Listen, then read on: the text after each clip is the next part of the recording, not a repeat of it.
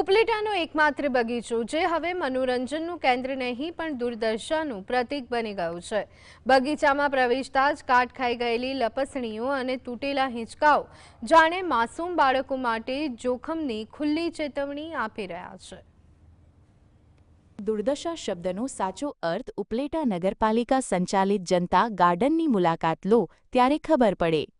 શહેરનો આ એકમાત્ર બગીચો અત્યારે બાળકો માટે મનોરંજનનું કેન્દ્ર ઓછું અને જોખમકારક વધુ હોય તેમ લાગી રહ્યો છે। આજે બહુ ભયાનક સ્થિતિમાં આ બગીચો છે। આ બગીચાની અંદરમાં કોઈ પણ જાતની નાના બાળકોને કે વૃદ્ધોને કોઈ સુવિધા મળતી નથી। આ સુવિધા એટલા માટે મળતી નથી કારણ કે કોઈ સુવિધા મળવાને લાયક જ નથી। તમામ રાઈડો તૂટેલી, તમામ બાકડા તૂટેલા, તમામ ઝાડવા છે તે પણ કોઈ સારી વ્યવસ્થામાં અસ્વારમાં નથી। બગીચામાં પ્રવેશતા જ ખખડધજ રાઇડ્સ દેખાય છે। અહીંની લપસણીઓ એટલી કાટ ખાઈ ગઈ છે કે બાળક લપસે તો તેને કદાચ સીધું હોસ્પિટલ લઈ જવું પડે।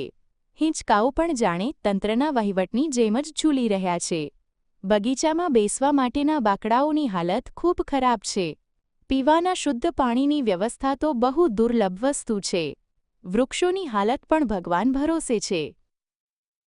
બાકડા છે તે પ્રોપર બેસી શકાય તેવી સ્થિતિમાં નથી અને અહીંયા છોકરા માટેની રાઈડો પણ મેં જોઈ છે તો એ થોડીક અવ્યવસ્થિત છે, તૂટેલી હાલતમાં છે અને પાણી પીવા લાયક સ્થિતિમાં નથી। તો બની શકે કે અહીંયા વાલીઓ તહેવારના દિવસે, રજાના દિવસે કે પોતાના બાળકોને લઈને અહીંયા આવે તો રાઈડો છે જેની હાલત છે તો બની શકે કે એમાં છોકરાઓને, બાળકોને કોઈ નુકસાની, હાનિ પહોંચી શકે।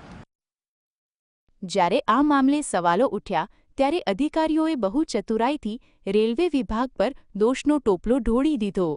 જ્યારે પાણી ગળે આવ્યું ત્યારે 25 લાખના ટેન્ડર નામનું જૂનું અને જાણીતું ગાજર જનતા સામે ધરવામાં આવ્યું છે।